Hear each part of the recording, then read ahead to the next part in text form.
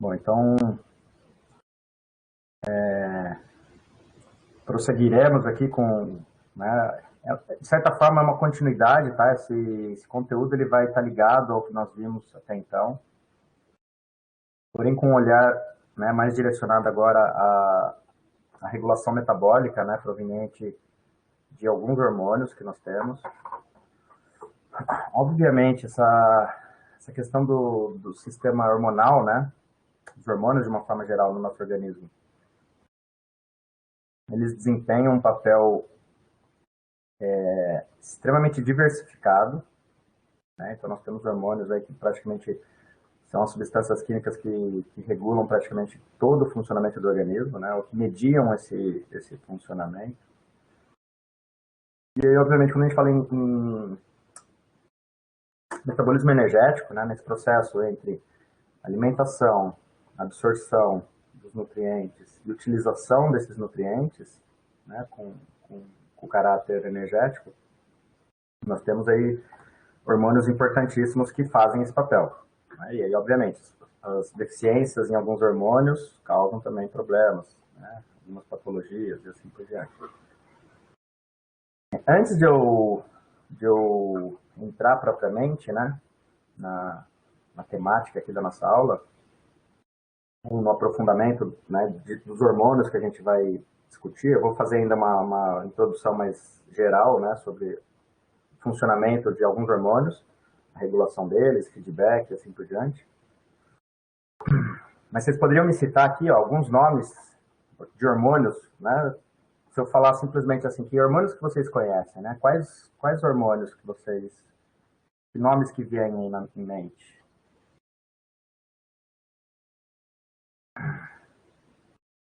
Vamos guardar aí, o pessoal está digitando.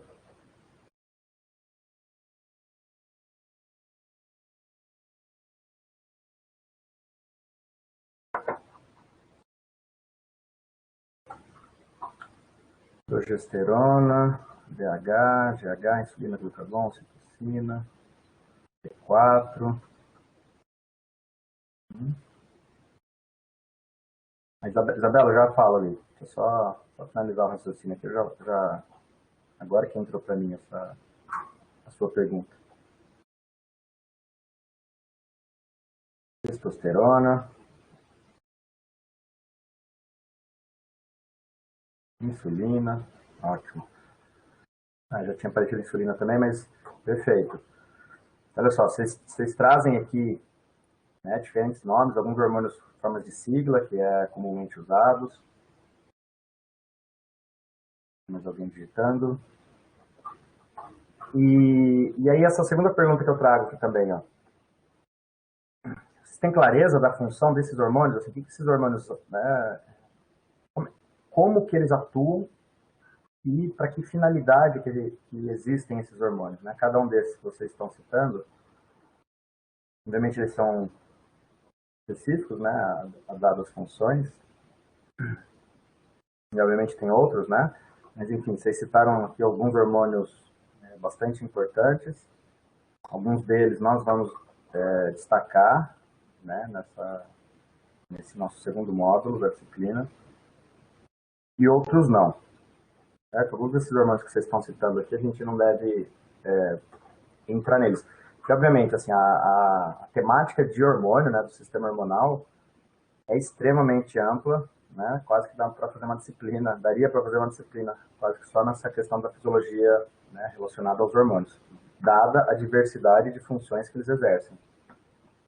Quantidade, primeiro, né? Quantidade enorme de hormônios e as funções que eles exercem. As miocinas. Não, a ideia aqui, o tema vai ser mais focado em cima da questão do sistema energético, né? A gente pode fazer algumas questões, né, obviamente, mas talvez quando a gente falar de sistema neuromotor, né, acho que talvez caiba mais a gente retomar com alguns outros hormônios que têm uma função mais específica para a musculatura, né, esquelética. A ideia é que a gente falar de coisas um pouco mais sistêmicas, né, os hormônios que atuam com funções sistêmicas para atender as nossas necessidades energéticas, né, para regular as nossas funções energéticas. Bom, aí eu não sei se todos prestaram atenção também. Eu estou falando em sistema hormonal, sistema hormonal, sistema hormonal, mas eu deixei aqui, tanto no título aqui do nosso tema, quanto aqui nesse primeiro slide, o nome endócrino, né? Por que é esse sistema endócrino quando a gente pensa nos hormônios? Né? Será que todo hormônio é considerado, é classificado como endócrino? E o que diferencia, né? Se não é, o que diferencia os hormônios chamados endócrinos e os não endócrinos, né? Que seriam aqueles chamados de exócrinos. Então já partimos já de um pressuposto que existem um outro mecanismo, né, de mediação hormonal. Deixa eu ver se eu tenho slide aqui. Tá, então vamos aqui no ponto, então, né, que nos interessa. Então, a diferença, né, vou destacar a diferença central entre, eu consigo desenhar, a diferença central entre os hormônios endócrinos, que são a grande maioria, né, e os exócrinos, né, que são alguns poucos relacionados a algumas funções bem específicas. Basicamente, os hormônios endócrinos, eles são hormônios em que tem uma glândula secretora. Essa glândula, ela lança esse hormônio na corrente sanguínea. Então, esses hormônios, eles entram de forma sistêmica no nosso organismo, né? Eles se espalham para todo o nosso corpo. Porém, eles vão atuar especificamente numa célula-alvo. Né? É o que está escrito aqui no próximo slide, né? Eu vou aprofundar um pouco mais ali. Mas só para diferenciar, então, o endócrino dos hormônios endócrinos dos exócrinos. Os endócrinos, eles têm uma glândula específica que secreta, e o hormônio, a grande diferença é essa, o hormônio é secretado no sangue, na corrente sanguínea. Porém, ele só é reconhecido em alguns tecidos que são chamados os tecidos-alvo, né? Ou tecidos com as células-alvo, as células que têm receptores para reconhecer aquele hormônio. Os exócrinos, eles têm sua glândula, obviamente, secretora, e a célula-alvo, né, eles são levados, perdão, eles são levados para a célula-alvo sem entrar na corrente sanguínea, por dutos específicos. Né? Então, eles vão atuar diretamente numa célula-alvo e eles são direcionados para aquela célula-alvo diretamente. Né? Diferente, então, desses que entram na corrente sanguínea. Portanto, todos esses hormônios chamados de endócrinos, né, a gente consegue dosá-los no sangue. O sangue é o local onde ele vai ser permeado aí, né, até atingir as suas células que têm os receptores específicos de reconhecimento, até que essas células recebam, né, essa informação. E aí o hormônio ele sempre tem esse papel, né? Ele está levando uma informação para um tecido. Né? Então são substâncias químicas que nosso organismo produz, uma dada informação, né, de ativação ou inibição. Basicamente, a gente pode assumir, né, que eles têm essa lógica de funcionamento. Então, basicamente, eles vão carregar informações em que vai ativar ou inibir alguma função celular. A grosso modo, a gente pode entender, então, o funcionamento hormonal dentro desse contexto. Né? Alguns hormônios, eles têm um papel extremamente importante na nossa vida, no dia a dia da nossa vida, e alguns desses hormônios que seriam, diríamos assim, os mais importantes, os que regulam o nosso dia, por exemplo, né, algumas questões de metabolismo durante o dia, durante o sono, em situações de alerta para o organismo, em situações de inflamação, enfim. E esses hormônios, eles têm uma trajetória até chegar na célula-alvo que se inicia no nosso cérebro. Né? Então, a gente tem alguns hormônios que estão dentro desse eixo que a gente chama de eixo hipotálamo, hipófise, e aí, depois da hipófise, é exatamente uma dada glândula específica que vai secretar um hormônio. Então, tanto o hipotálamo quanto a hipófise, né, são estruturas pequenas, vamos dizer assim, em termos de tamanho físico, né, relacionado ao nosso corpo. Não são estruturas que estão dentro do nosso sistema nervoso, dentro do nosso cérebro, na base do nosso cérebro, extremamente protegido, né, na parte mais interna aqui do nosso crânio, protegido por toda a massa encefálica. E tanto o hipotálamo, né, a hipófise a gente pode dizer que ela é uma glândula, né, é a nossa primeira glândula, uma glândula relacionada ao nosso controle central. Né? Então a hipófise é uma glândula de controle central. Por que eu digo isso? Se a gente observar, né, aqui só uma representação rápida, depois eu vou retomar aqui também, mas uma representação rápida da hipófise, né, que tem ela tem duas partes, né, dois lobos, como são chamados. Essa parte anterior, esse lobo anterior da hipófise, ele é responsável por controlar várias, como a gente vê aqui embaixo, né, várias outras glândulas. Olha só, tireoide, suprarrenal, glândula mamária, as gônadas, né? Aqui não seria a glândula, aqui já é o tecido-alvo, né? O tecido esquelético. Mas olha só, a hipófise, então, ela regula outras glândulas. Portanto, é o nosso, volto a dizer, a hipófise, ela é a nossa glândula endócrina central. Tem um comando central. Né? Ela comanda aí várias outras glândulas. Então é o hormônio e ela secreta um hormônio que estimula outra glândula a secretar o hormônio final, o hormônio que vai, né, efetivamente atuar no nosso meio celular. E antes, então, quem comanda a hipófise agora? Então, assim, a hipófise é uma glândula, essa glândula secreta diretamente hormônios na nossa corrente sanguínea, então saem hormônios aqui de cima, e a partir do momento que entra na nossa corrente sanguínea, eles vão, né, atingir algumas células-alvo, nas quais são as glândulas que vão secretar o hormônio final. Então, quando vocês citam aqui, por exemplo, deixa eu ver aqui, a testosterona, por exemplo, né? A testosterona, ela é secretada pelo testículo, né, nos homens, no caso. Quem estimula o testículo a produzir testosterona é um hormônio que sai aqui da hipófise. Certo? Então ela precisa ela é controlada, né? A glândula testícula é controlada, e o ovário a mesma coisa, é controlada por hormônios produzidos e secretados, né? E lançados na corrente sanguínea pela hipófise. Agora sim, ó. Antes da hipófise, quem controla a hipófise, então, agora, é o hipotálamo.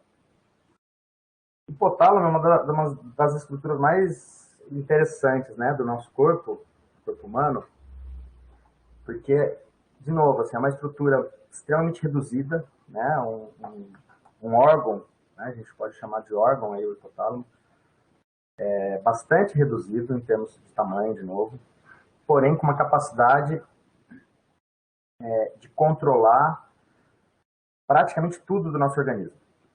Então, a nossa vida, a gente pode dizer que ela depende muito, muito, muito do hipotálamo.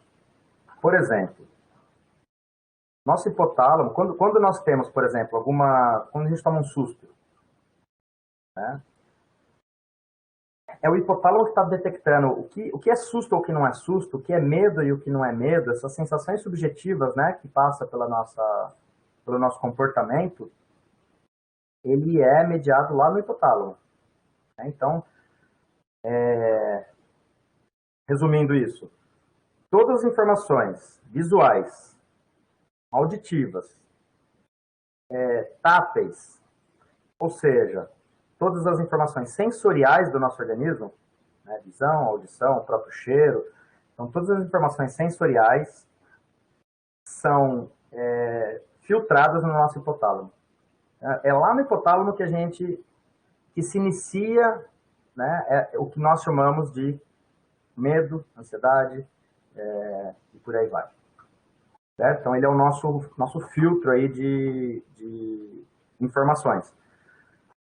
Essa é uma. Então, assim, ó, ele tem sensibilidade, né, para detectar essas nuances aí que passam pelo nosso comportamento. Ele também é um controlador do tem uma sensibilidade também, ele é um termostato, ele funciona também regulando a nossa temperatura corporal.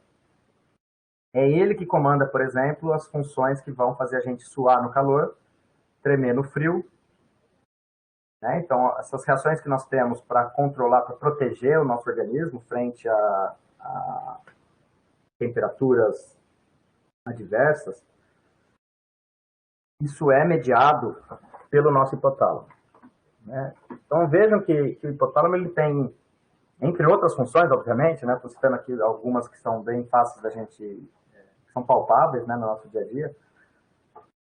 Então, vejam que o hipotálamo ele é um órgão realmente vital, né, do ponto de vista das nossas reações, do nosso dia a dia, e não por menos ele também controla a hipófise. Então, assim, ó, tudo que acontece, tudo que é detectado no nosso ambiente, e aí eu repito, o aspecto sensorial, cheiro, visão, audição, tudo que é detectado, o hipotálamo ele passa um filtro ali e fala assim, bom, eu preciso, ele manda informação para frente, no caso da hipófise, então ele estimula, ele aciona a hipófise para que a hipófise vá então fazer o seu, dê continuidade, né, dê prosseguimento numa dada, na liberação de um dado hormônio que vai ter a sua função lá na glândula específica. Eu vou citar aqui um hormônio que não foi colocado por vocês, mas eu tenho certeza absoluta que todos aqui conhecem, sem exceção, que é esse aqui, ó. Nós vamos falar sobre ele, obviamente. Estou ficando craque de escrever aqui para letra cursiva no mouse. Cortisol, né? Eu imagino que todos conhecem, todos têm esse nome, é um nome bem famoso, né? Tem medicamentos, inclusive, que são a base de cortisona, né? Os anti-inflamatórios, corticoides, né? Então, são derivados, aí, quimicamente falando, são derivados de algo parecido com esse nosso hormônio que nós temos, chamado cortisol. Cortisol é chamado, vocês lembram aí como é que ele é taxado, o cortisol?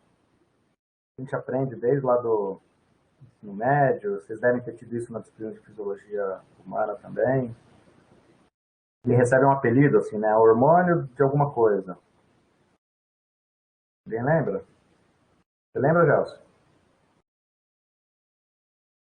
O que se associa a ele? Hormônio do estresse, hormônio do medo, muitas vezes se usa. Exatamente. Então, olha só, o cortisol, né, é um hormônio liberado por uma glândula. Nós temos um outro hormônio também, que esse vocês citaram, deixa eu ver. Também não citaram ali antes. E vocês vão conhecer também muito ele, que é esse aqui.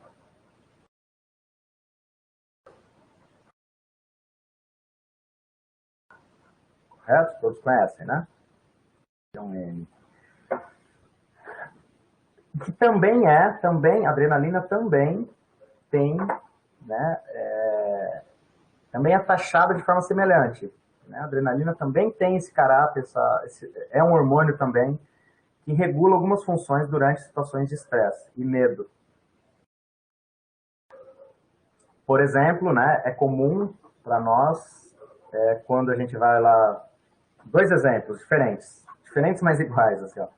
Quando a gente vai num parque de diversão, lá na montanha-russa, né, obviamente, desperta medo. Né, e algumas reações do nosso organismo, então, assim, geram estresse, né? O estresse aqui ele vem nesse sentido também do medo. Né? A palavra estresse ela é bem ampla e se inclui no exercício, né? O exercício pode ser entendido como um estresse. Mas vamos pegar essas situações mais bruscas, assim. Então, quando a montanha-russa, o carrinho da montanha-russa despenca, né, e gera uma sensação, o que está acontecendo ali? Nosso hipotálamo detectou, seja pela visão, seja, né, pela reação, pelo local em que você se encontra, o hipotálamo detecta isso, ele filtra essa sensibilidade nossa, manda informação para a hipófise, deixa eu retornar aqui naquela, isso aqui, ó. Então, ele manda informação para a hipófise. E a hipófise manda informação para a glândula suprarrenal. É na glândula suprarrenal que nós liberamos cortisol. Né? O cortisol vem daqui. Portanto, ele depende, olha só, o cortisol ele depende, para eu secretar cortisol na minha corrente sanguínea, ele precisa de uma informação vinda da hipófise. Já a adrenalina também é secretada na glândula suprarrenal. Porém, ela não sofre influência de um hormônio da hipófise. Isso é interessante, olha só. E ambos têm reações similares. Então, aquele exemplo da montanha-russa, aquele frio na barriga, o coração dispara, né? São reações muito rápidas aquelas. Ou quando você toma um susto, né? Alguém vem te dar um susto, que você sente aquele frio, aquele gelo, imediatamente, né? Em 1 segundo, 2 segundos, você sente aquele gelo no corpo, sente a frequência cardíaca aumentando. Essas sensações de medo que eu estou descrevendo são causadas por esse hormônio aqui, pela adrenalina. Né? Que tem uma função, além da função metabólica e energética, ela tem uma função também de preparar nosso organismo para, né, aumentar a frequência cardíaca, aumentar a temperatura, preparar. Se especula, né, dentro de uma linha evolutiva da espécie, se especula que esses hormônios, ditos hormônios de estresse, hormônios do medo, foram muito importantes no momento em que nós precisávamos caçar e fugir para não virar caça. Ou seja, remonta na teoria evolutiva da espécie humana. Na verdade, muitos animais têm esse sistema parecido, né? Trago para o humano, que é mais palpável aqui na nossa vida. Isso aí, bater ou correr, lutar ou fugir. Então, a adrenalina é um hormônio muito rápido. E como é que ela é tão rápida assim? Como é que em 1 segundo, né, o meu hipotálamo, que já detectou alguma coisa anormal, consegue fazer a adrenalina entrar na minha corrente sanguínea? Cortisol, eu repito, cortisol não tem, né, mesmo formato. Então a explicação está aqui, ó. Deixa eu deixar destacado esses dois aqui, ó. Então essa é a informação direta, olha só. A glândula suprarrenal que está aqui, né, representada aqui por essa, parece aqui e aqui, e aí nós temos a medula dela, que é essa região interior, né? Então temos a medula, que é aqui no interior, e temos o córtex, que é essa região externa. O córtex, o nome já é parecido, ó, é a região da suprarrenal, córtex, que produz e secreta cortisol. A medula é a região da mesma glândula suprarrenal, né? Reparem que nós falamos de uma mesma glândula, que tem duas partes. Uma parte interior, especializada em secretar, em produzir e secretar catecolaminas, a qual é a adrenalina, né, se inclui. Então aqui eu tenho liberação de adrenalina e na região externa eu tenho liberação de cortisol. E aí olha que interessante essa glândula. Ela funciona à base de estímulo neural, ou seja, a medula, né, que é onde é secretada a adrenalina. A adrenalina vai ser lançada na corrente sanguínea por meio de estímulo, né, aqui uma representação então do nosso sistema nervoso, da nossa medula espinhal, por meio de impulso elétrico, impulso nervoso, que vem lá do nosso sistema nervoso central, que vem lá do hipotálamo. Né? O hipotálamo comanda, né, o impulso, por isso que é tão rápido, né, a gente liberar adrenalina. O susto, essas reações aí do parque de diversão, ou uma notícia muito desagradável também, que chega ao nosso ouvido, ou que a gente veja alguma cena muito impressionante, tudo isso causa reações do nosso organismo mediada pelo hipotálamo. Né? O hipotálamo está detectando, né, o que para mim pode ser algo impressionante, para o outro pode não ser, e vice-versa. Por quê? Porque é o hipotálamo que tem essa subjetividade, né?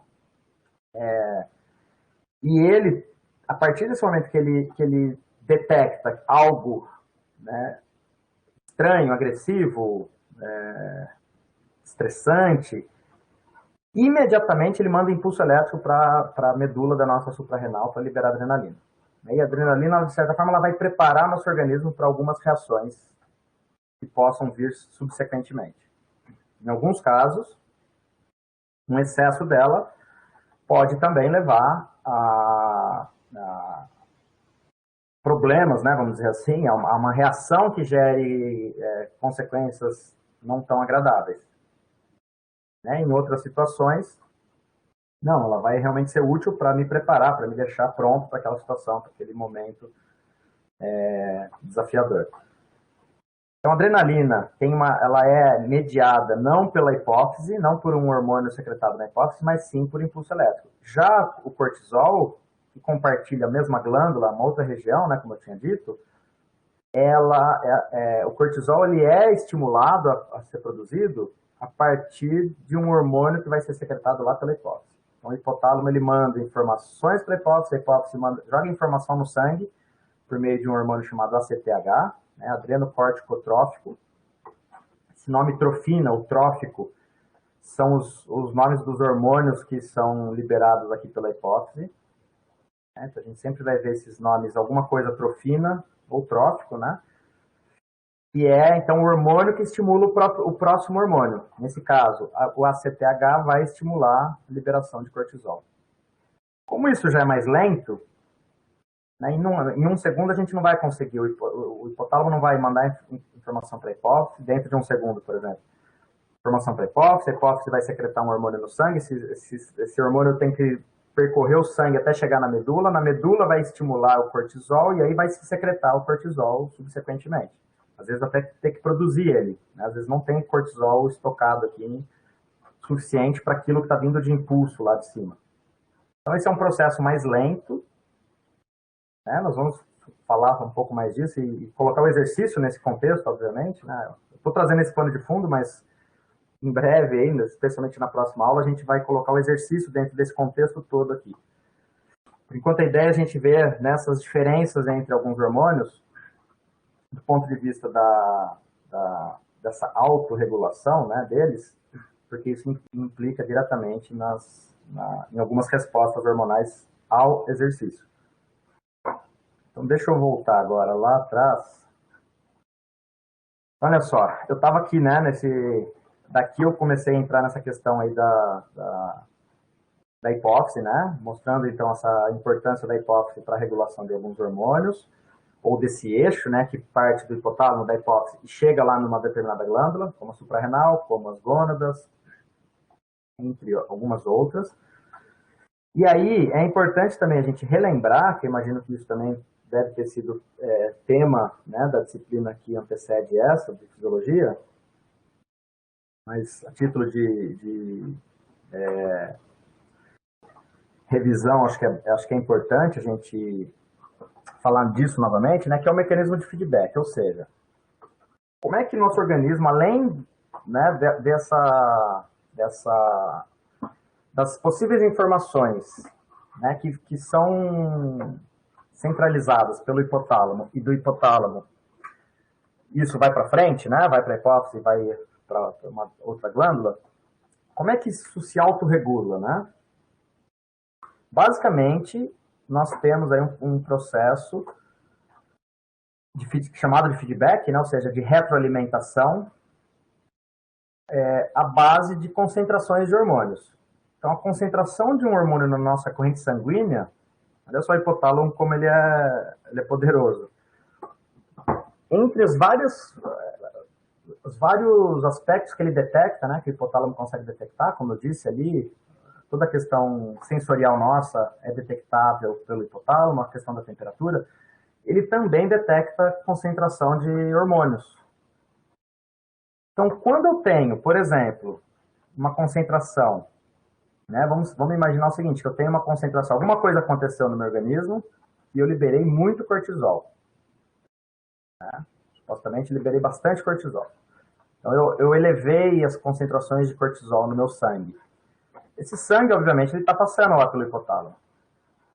O hipotálamo detectando que eu tenho muito cortisol,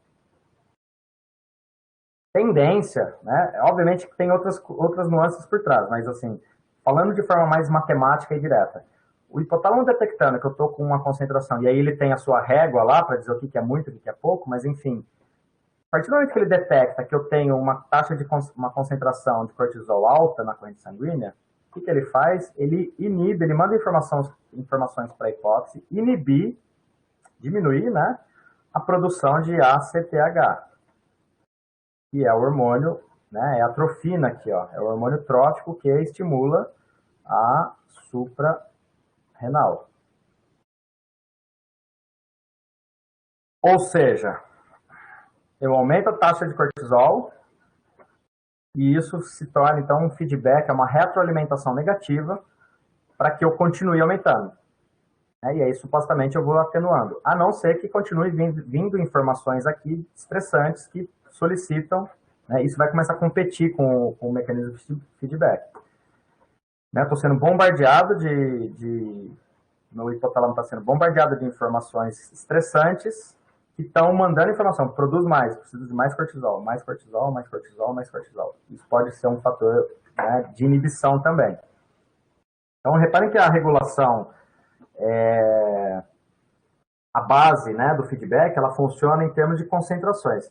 Quando eu tenho, e aí aqui vale um exemplo, acho que é bem interessante, né, que é o uso exógeno de hormônios. Ou seja, quando eu administro um dado hormônio no meu organismo, que tem essa regulação, né, e aí acho que o mais famoso deles é a testosterona. Testosterona, ela é um hormônio mediado também por esse eixo aqui, hipotálamo e hipófise, né, testículo nos homens, no caso. E quando a administração de testosterona exógena, né, ou seja, injetado quimicamente, que imita, né, que tem uma estrutura molecular idêntica à nossa, com objetivos de potencializar aquilo que o meu hormônio, entre aspas, natural, né, a palavra que a gente usa assim é endógeno, né, é o hormônio endógeno, é o que eu produzo, e o exógeno é aquele que eu injeto, que eu ponho no adesivo, enfim, que eu estou administrando de forma externa, né, exógeno, vindo de fora. Endógeno, o próprio meu que já é produzido, a minha glândula. Então, quando eu elevo as concentrações de testosterona de forma artificial, resumidamente falando, eu estou mandando feedback negativo para o meu hipotálamo. A tendência é o hipotálamo perceber que a concentração de testosterona está alta e vai desencadear uma resposta negativa aqui, inibindo a glândula a secretar testosterona. Esse é um dos efeitos colaterais, né, de um uso continuado, prolongado. Aí, obviamente, assim, ó, não tem... Praticamente todo semestre, quando eu cito isso, você, mas quanto tempo que pode acontecer, quanto não pode? Não faço a mínima ideia, né? Não tem uma resposta tão direta assim. O nosso organismo ele tem individualidades nessa sensibilidade. Mas é fato que essa testosterona que se usa, ela foi criada como um medicamento. Né? A origem dela, na indústria farmacêutica, foi de um uso com um caráter para atender questões patológicas. Esse uso que se faz, né, para se potencializar a ganho de massa muscular e assim por diante, especificamente falando disso, né, desse fármaco que são os derivados aí da testosterona. Então, esse uso, ele é um uso continuado. Você está fazendo um uso continuado sem que seu organismo precise. Okay?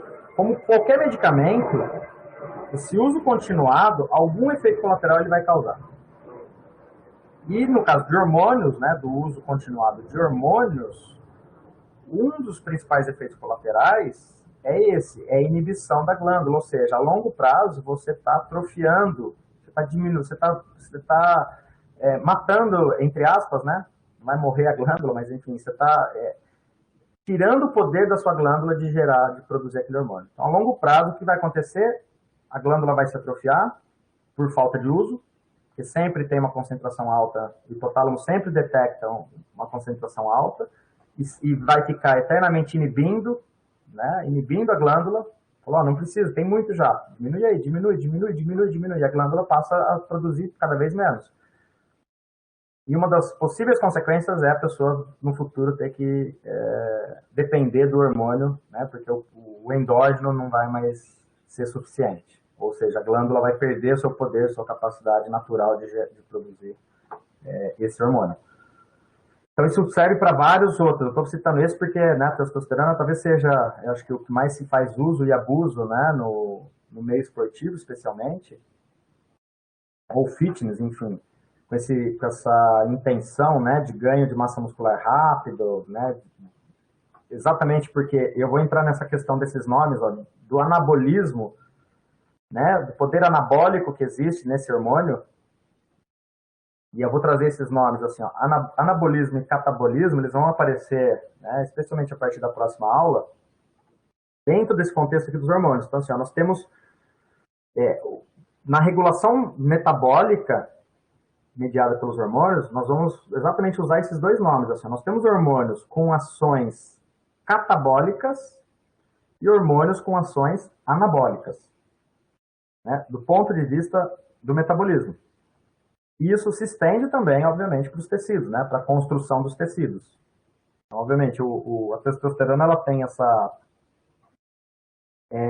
cara, né, de gerar um efeito anabólico na construção de tecidos, especialmente o tecido muscular. Mas ela também tem efeito anabólico no armazenamento de substratos. Ela potencializa também o armazenar carboidrato, né? Então, reparem, a palavra anabolismo ela não é exclusivamente usada para falar em ganho de massa muscular. Tá? A palavra anabolismo ela vem ela é derivada do metabolismo.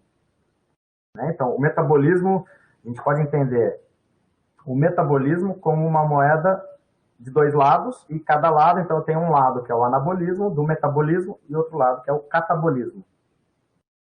E aí o que vai acontecer, o que vai gerar esse anabolismo ou catabolismo são reações como possivelmente também o aumento de tecido, né? Mas nosso foco vai ser principalmente na questão energética. Bom, então aqui, como eu tinha dito, a hipófise ela vai ter uma importância bastante grande aqui, né, na unidade que a gente se encontra. Especialmente, nós vamos destacar, né, alguns hormônios que são regulados aqui, como eu já citei anteriormente, o cortisol, né, que vem aqui da glândula suprarrenal, mediado, como eu tinha dito, por esse hormônio aqui, a CTH, que é adrenocorticotrófico. Nossa tireoide, ela também, né, então quando a gente fala em T3 e T4, que são os hormônios, a tiroxina e a triiodotironina, são os hormônios secretados aqui pela nossa glândula tireoide, eles também são mediados por um hormônio trófico, que é o tireotrófico, que também depende lá da hipófise. Né? Então, que é o TSH. Então, a hipófise, ela libera TSH e esse TSH estimula, então, a tiroxina e a triiodotironina. De novo, aquele mecanismo de feedback. Tenho muito tiroxina ou triiodotironina, minha hipófise é inibida a gerar TSH. As gônadas, a mesma coisa, a testosterona entra também nesse rol, né, de controle. E aí outros hormônios que a gente não vai destacar, né, pelo caráter nosso ser mais dado ao metabolismo, mas nas mulheres, a prolactina, né, que é um hormônio responsável pelo estímulo da produção de leite durante a fase de amamentação, ele também, né, depende de um hormônio, diretamente de um hormônio liberado pela hipófise.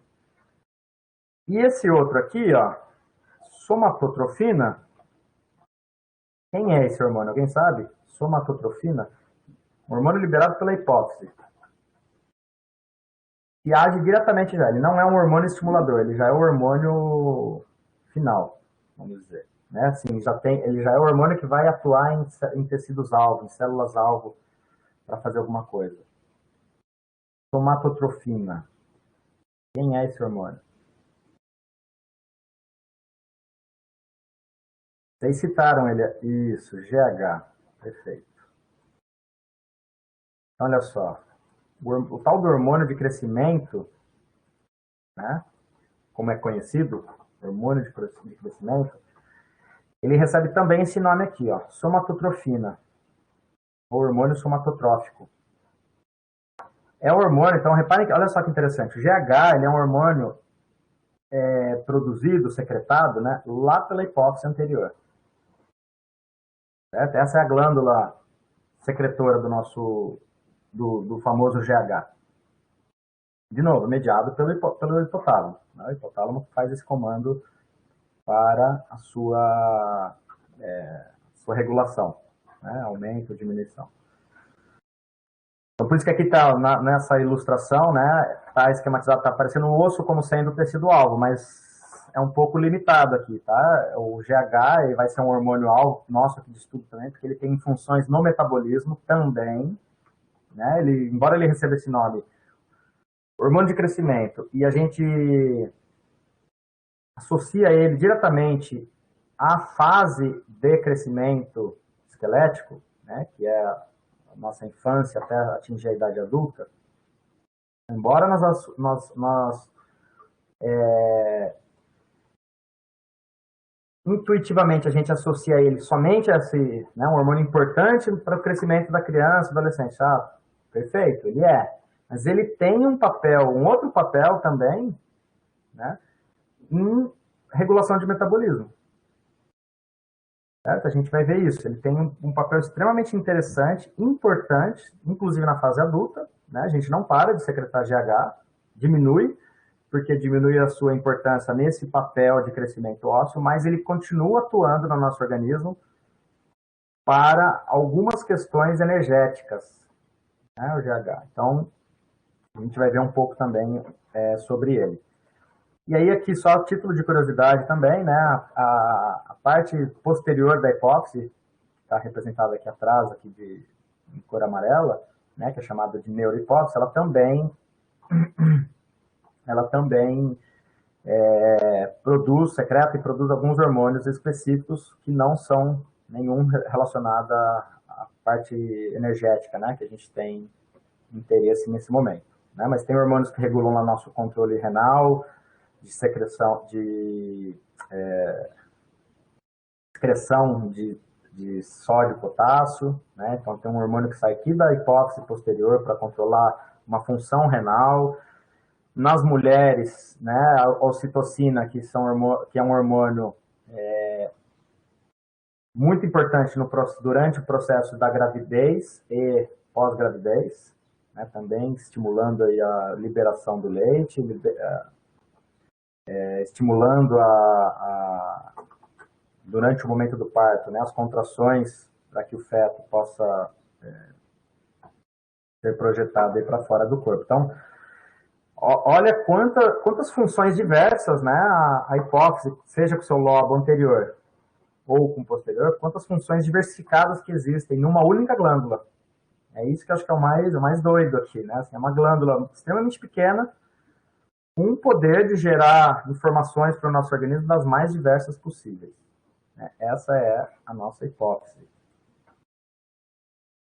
Mais uma vez aqui, também, né, parecido com aquela nossa representação lá, né, aqui, ó, GH, e aqui. Agora aqui a diferença é que está aparecendo as siglas, né? Então aquele TSH que eu tinha citado, é o hormônio que estimula a tireoide, o ACTH é o hormônio que estimula a suprarrenal, o luteinizante e o folículo estimulante são os hormônios, respectivamente, masculino e feminino, né, que estimulam a produção dos hormônios das gônadas, né, que tem funções características nas funções reprodutivas, e aqueles outros relacionados à produção de leite. Partindo, então, desse pressuposto, assim, desse pano de fundo, né, que eu trago, falando, então, de diferentes possibilidades de ação, de funções, né, que esses hormônios possam agir no nosso organismo. Então, como eu já mencionei, questão do crescimento, né, alguns hormônios atuam aqui, a reprodução, manutenção do meio interno, como, por exemplo, a questão de temperatura, comportamento nosso, né, a própria agressividade, ansiedade, estresse, são mediados por alguns hormônios. O nosso principal foco, como eu já venho dizendo para vocês, vai ser esse aqui, ó. Então, hormônios que atuam, né, por isso, quando eu disse lá no início que falar em sistema hormonal, a gente poderia ficar aqui falando quase que a disciplina inteira, né? Teria tema para ficar falando, né, de diferentes hormônios, porque as ações são muito diversificadas. E o nosso foco, né, pensando na questão do exercício, vai ser essa. Então, hormônios que regulam a nossa disponibilidade energética. Ou seja, hormônios que atuam diretamente ou indiretamente, nós vamos ver aqui alguns indiretamente, né, no metabolismo. Okay? E aí, como eu já mencionei, metabolismo é aquela, tem as duas faces, né, o anabolismo e o catabolismo. Então, diretamente, existem hormônios que atuam dentro do nosso metabolismo de forma anabólica e outros que atuam de forma catabólica. E aqui vem, então, essa primeira ideia, né? O que é o catabolismo e o anabolismo do ponto de vista da regulação energética ou metabólica? Então, olha só, na representação aqui, o que a gente vê? Ó? O processo de anabolismo, então reparem lá as duas faces, né, da moeda chamada metabolismo. O anabolismo, ele se caracteriza, então, por construção, né, podemos dizer assim, armazenamento, construção. Para isso, quando a gente fala em anabolismo, o que acontece? Eu preciso de energia para ter anabolismo. Né? Eu preciso disponibilizar energia para que eu tenha esse processo de construção. O catabolismo, né, vem no sentido exatamente oposto, no sentido da quebra, né, de um todo, de algo que eu tenho e eu vou quebrar, eu vou, enfim, vou transformar, né, alguma coisa para liberar energia. Então, olha a diferença. O símbolozinho aqui, né, esse raio que está representando para a gente exatamente a energia, né, a questão energética, na qual nós podemos aqui nos recorrer ao ATP, né, a quebra de ATP ou não, enfim. Quando o ATP está quebrando, ele está liberando energia. Né? E o oposto. Tem momentos que eu vou precisar da energia para um processo de reconstrução. Então, esse antagonismo entre o anabolismo e o catabolismo, né, que são antagônicos. Cada um está num mundo aí. Ó. Um é para construir, o outro é para destruir, para degradar. Né? Destruir talvez não seja a palavra mais adequada, mas degradação. Então, catabolismo igual degradação, anabolismo igual construção. Os hormônios, eles existem, né? Existe um pool, um hall de hormônios no nosso organismo para tentar manter um equilíbrio entre essas duas coisas. Porque nós precisamos, em dados momentos, nós necessariamente precisamos, né, que o nosso organismo sofra catabolismo, e em outros momentos nós precisamos que o nosso organismo passe por um processo de anabolismo. Então, essa balança os hormônios, de uma certa forma, eles tendem a colocar essa balança num certo equilíbrio. Ou seja, num dado momento eu estou com muito mais catabolismo, posteriormente o meu organismo vai lutar para aumentar o anabolismo, né? Contra-regular, como a gente chama, né? E fazer, então, esse balanço para que a nossa saúde seja preservada, para que nosso meio interno seja preservado, para que as nossas funções gerais sejam preservadas. Ok? Bom, então, essas duas palavras agora, anabolismo e catabolismo, a gente vai começar agora a inserir elas nos hormônios e tentar usar, né, de certa forma, uma caracterização dos hormônios. Então, assim, tal hormônio, ele tem função anabólica ou catabólica? Né? A gente vai caminhar dentro dessa direção. E o primeiro deles, né, que a gente vai conversar hoje aqui, é o próprio GH. Ok?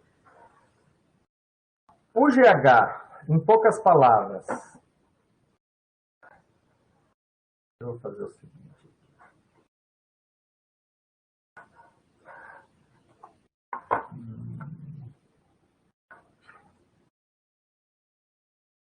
Deixa eu só tentar ajustar aqui uma... Então, vamos lá. O GH, na visão de vocês, é um hormônio com função anabólica ou catabólica? Olha o papel, né? Dentro dessa ideia, né, que eu estou trazendo aí de construção, de degradação. Pedro já trouxe ali o anabólico. Anabólica, Isabela, Leon, ok. Perfeito. Por que ele seria anabólico? Por que vocês estão chamando ele de anabólico? Eu não estou falando que está errado, não, tá? É só uma provocação mesmo para que vocês participem um pouco aí. O que leva a crer? O que faz levar a crer que ele é anabólico? Né? De onde vocês estão se fundamentando? Anabolismo com crescimento. Perfeito. Certamente, para a nossa célula, para um osso crescer, para o músculo, para a cartilagem, ou seja, para a nossa estrutura somática, né? Mudar de tamanho, no caso aumentando, né? Que é o que acontece com as crianças. Eu estou dentro daquele, certamente eu estou aqui, ó, dentro de um processo anabólico, né? De construção, ó. Pegando pedaços e juntando para, né, aumentar, no caso, um tecido ósseo, um tecido muscular e assim por diante. Perfeitamente. Então, assim, ele tem esse lado. Vamos olhar agora para essa figura aqui. E aqui nesse lado, eu vou partir no meio aqui. Então, o que está para o lado de cá é isso que vocês acabaram de trazer. Né? Então, assim, o hormônio, o GH, né, ele tem um hormônio diretamente sobre aumento de cartilagem e formação e crescimento ósseo. Além disso, né, extraesqueleto, ó, ele também tem uma função em aumentar a síntese de proteína, né, e isso vai impactar no crescimento celular, na proliferação de células e assim por diante. Então aqui, certamente, a gente está diante, né, de uma reação, de uma função anabólica, né, do ponto de vista, nesse ponto de vista que vocês estão falando. Porém, quando a gente olha agora para o outro lado, olha só que é um dos únicos hormônios que tem essa característica, tá? Quando a gente olha para o outro lado aqui, olha só o que ele faz, né, agora na parte energética diretamente. Né? O lado de cá, então, dessa figura está mostrando exatamente a parte energética. Aqui do lado de cá nós estamos falando de parte estrutural. Né? Então, a função dele sobre o aspecto estrutural do nosso corpo é anabólico. Por outro lado, a função dele, do ponto de vista energético, né, peço que vocês façam joguem a tela cheia para ficar melhor a visualização aqui das letrinhas pequenas. Mas olha só, a primeira informação que aparece aqui em cima, ele é um hormônio, ele tem uma função anti-insulínica. Anti-insulínica. O que a insulina faz no nosso organismo? Alguém lembra da insulina? Qual que é a principal função dela? Ou, não precisa nem falar da função, assim, a insulina ela tem uma função anabólica ou catabólica? Vocês têm essa clareza? Essa anabólica também, né? Insulina, então, é um hormônio com característica anabólica. A gente vai tratar dela em breve. Por enquanto, é só para a gente já fazer essa relação. Então, está dizendo aqui que para o metabolismo, o GH ele tem uma função anti-insulínica. Se ele é anti-insulínico, olha só, significa que ele é anti-anabólico. Ou, se eu preferir, eu posso dizer, então, que ele é catabólico. Ele gera catabolismo. Concordam?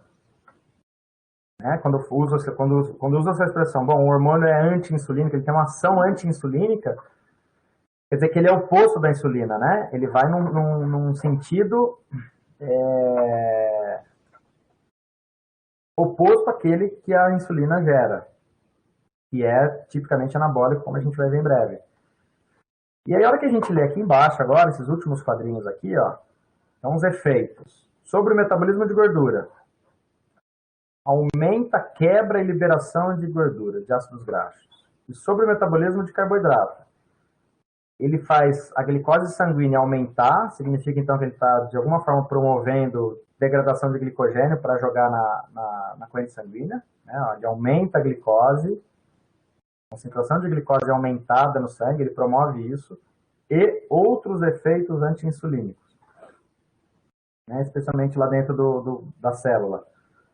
Quando que a gente olha para isso,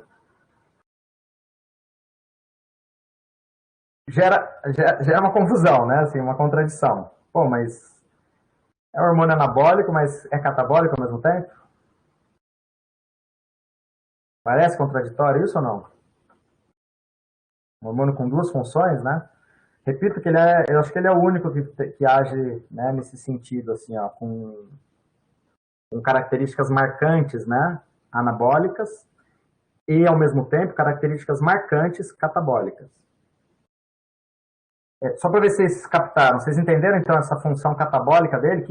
Onde que ele age do ponto de vista catabólico, né, o lado de cá dessa representação? Então, ele promove catabolismo de gordura e de carboidrato. Em poucas palavras, né? Resumidamente é isso. Então, por que ele promove catabolismo? Porque ele estimula, né, ele estimula, né, um tecido adiposo a ser quebrado, né, nesse processo aqui e ser jogado na corrente sanguínea lá, por exemplo, ácido graxo livre. Lembrem lá que o triacilglicerol é quebrado em glicerol, mais ácido graxo livre. Esse é o processo de lipólise, né, um processo tipicamente catabólico. E aí, reparem, nós estamos falando aqui de catabolismo da reserva, ou seja, ele coloca no sangue isso. Não necessariamente vai ser usado, tá? Não estamos falando de exercício aqui nesse momento. Estamos falando de uma ação dele sobre um tecido de reserva que faz o sangue aumentar a sua concentração.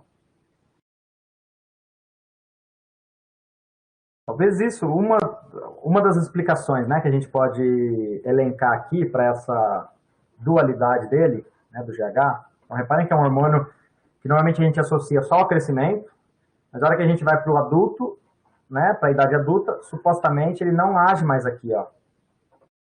Ou age muito pouco.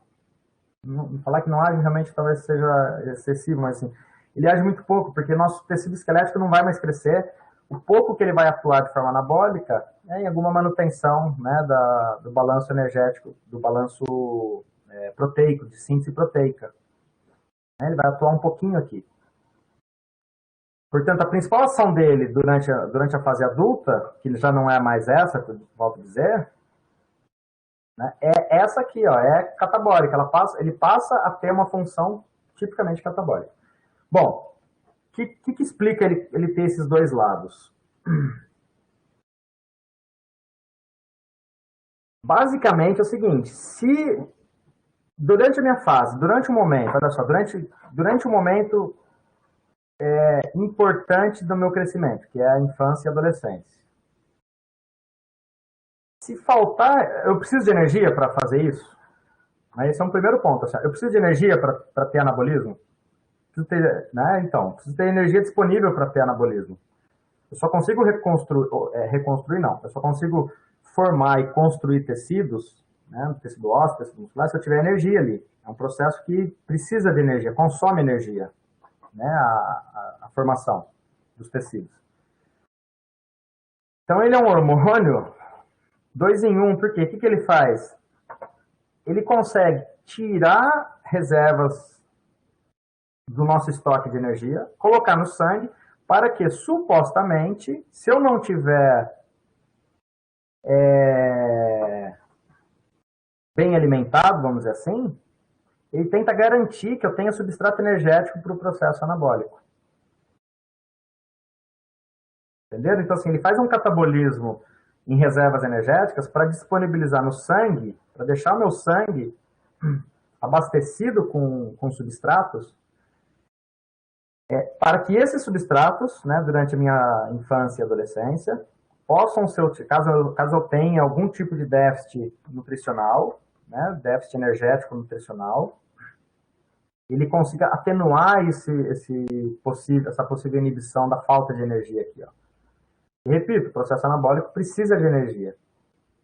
Né? Por isso que a gente precisa, a criança precisa se alimentar bem. Bom, coisas que são fatos que a gente não precisa chamar atenção aqui.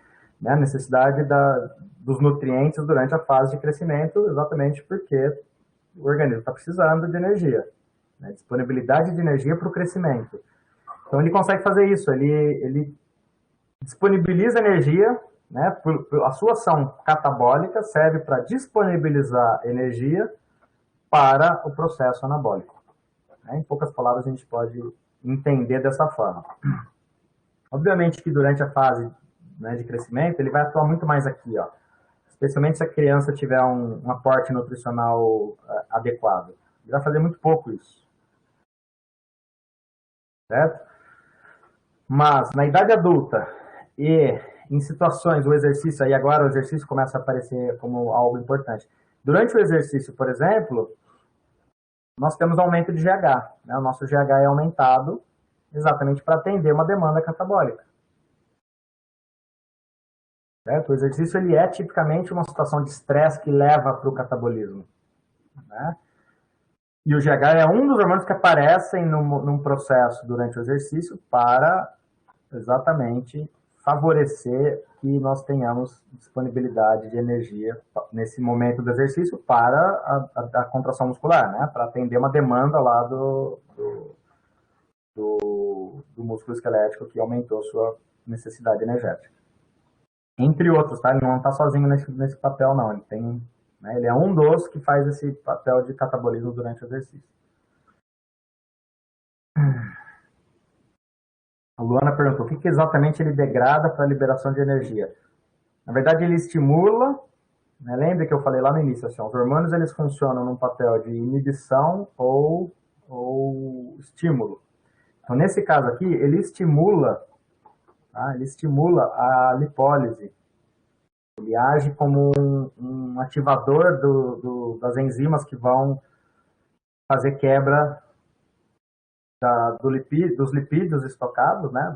dos triglicéridos estocados no tecido subcutâneo, no tecido intramuscular. Ele vai simplesmente favorecer a quebra do triacilglicerol em glicerol e AGL, e isso entra na corrente sanguínea. O papel dele é esse aí, para ali. Ele só aumenta, por isso que aqui nessa figura aqui embaixo, ó, né, tá em inglês aqui escrito assim, ó, ele torna aumentada, ele faz ficar aumentada a concentração de glicose e de gordura. Certo? Ele favorece esse aumento na quebra e na liberação para abastecer o sangue. Então ele faz o nosso sangue. A gente vai ver que o cortisol, né, tem esse papel exatamente igual a esse, um pouco maior ainda, mas similar a esse. Então, em poucas palavras, ele faz a nossa corrente sanguínea ficar aumentar a concentração de gordura e de glicose na corrente sanguínea. Né? E por isso que ele tem um papel anti-insulínico, como está destacado em dois locais aqui. Porque a insulina é o oposto, a insulina ela tem uma função de tirar a glicose do sangue. O excesso de glicose do sangue é jogado para dentro das células. Essa é a função da insulina. Quando diz que ele é anti-insulínico, é por isso. Assim, além de ele inibir a insulina, que faria esse papel de ficar jogando, ele faz no sentido oposto. Ele disponibiliza substratos para a corrente sanguínea. Ok? Então, essas são as reações, né, metabólicas que o GH vai ter. Então, assim, ó, no tecido, aqui é uma representação de uma célula de gordura, né, de um tecido adiposo. Então, no tecido adiposo, ele vai diminuir a captação de glicose, então vai inibir que entre glicose no tecido adiposo para formar mais gordura, e sim vai estimular a lipólise, a quebra de gordura. Resultado final, aumenta a concentração de ácido graxo livre, né, Fat Free Acid, tá? FFA. É o nosso, em português, AGL. Ele faz aumentar no sangue a GL. No fígado e na musculatura esquelética, ele vai favorecer a glicogenólise, diminuir a captação de glicose e aumentar a glicogenólise.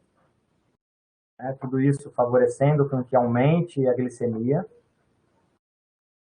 Okay? Então, essa hiperglicemia é proveniente, né, de glicose que está vindo lá do fígado, proveniente da quebra de glicogênio, né, glicogenólise, tanto hepática quanto muscular.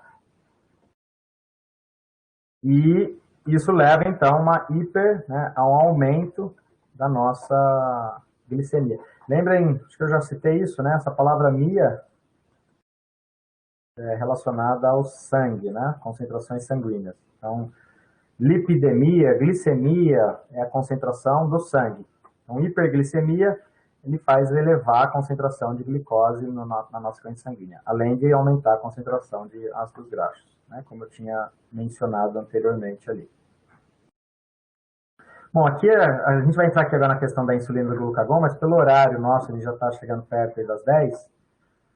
Talvez aqui precisaria, né, para a gente conseguir realmente fazer ter uma continuidade, né? Acho que a gente pode retomar isso na próxima aula, a partir daqui, né, da insulina, das funções da insulina e do glucagon.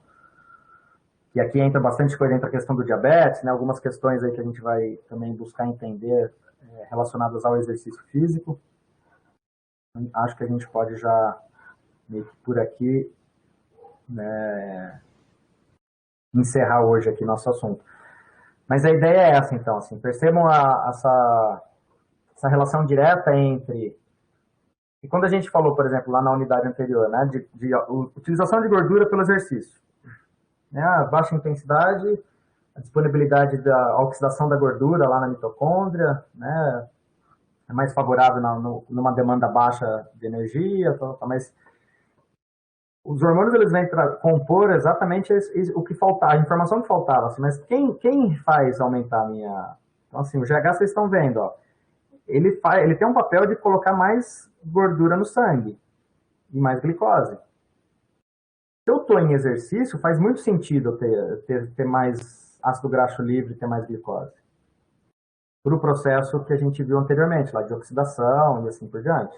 Né? Porque o processo, a oxidação de gordura na mitocôndria depende dessa etapa anterior, né? Imagino que vocês lembram disso. Depende desse processo de lipólise. E essa lipólise ela é estimulada por alguns hormônios, entre eles o GH. Tá? Eu repito que ele não está sozinho nesse papel de catabolismo especificamente ali da gordura, né, e do glicogênio hepático muscular.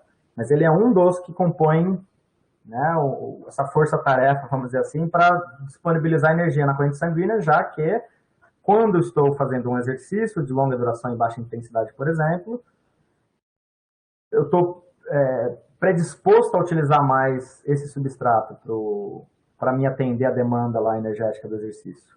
Né? No caso da gordura, da glicose, a glicose ela vai atender outras questões, né? Também sistêmicas. E aí eu vou trazer um pouco mais isso na questão da insulina e do glucagon, né? A importância da glicemia. Acho que esse é um papel importante, a gente precisa entender muito bem isso, assim, ó. Por que é importante eu ter uma regulação de glicose? Minha glicose ela não pode nem... Né? É comum você já ouvir, por exemplo, essas duas expressões, assim, hipoglicemia não é bom, todo mundo já ouviu falar, né?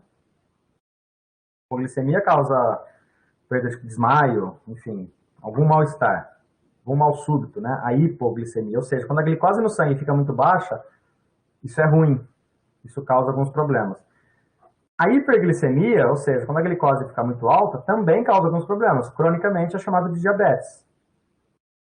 Reparem que a glicemia, né, a concentração de glicose na nossa corrente sanguínea, ela tem uma faixa ótima que não pode ser muito baixa, caracteriza a hipoglicemia, e nem muito alta, que caracteriza a hiperglicemia.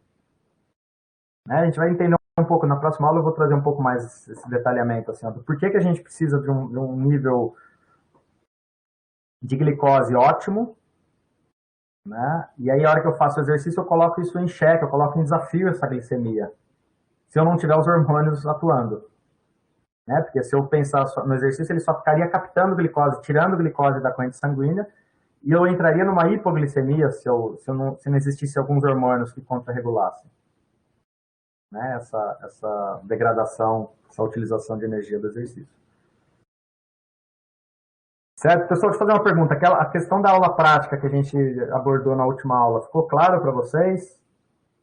Né? As dinâmicas ali daquela aula, vocês conseguiram visualizar de alguma forma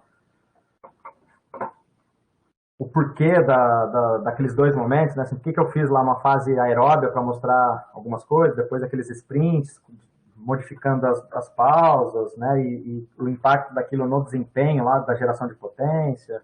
Ah, que bom. Ótimo. Esse é um problema, vamos dizer assim, né? Desse modo aqui não presencial, em que a gente não tem realmente aquela vivência ali dentro, né? Mas eu venho tentando, aí, nesses 3 semestres remotos, venho tentando levar a ideia para dentro lá, né? Para vocês tentarem imaginar, visualizar como é que era a vivência lá, aquele exercício, né? Aquilo que eu mostrei dentro do laboratório. Mas que bom que vocês conseguiram captar bem aí as ideias. Ok, então, vamos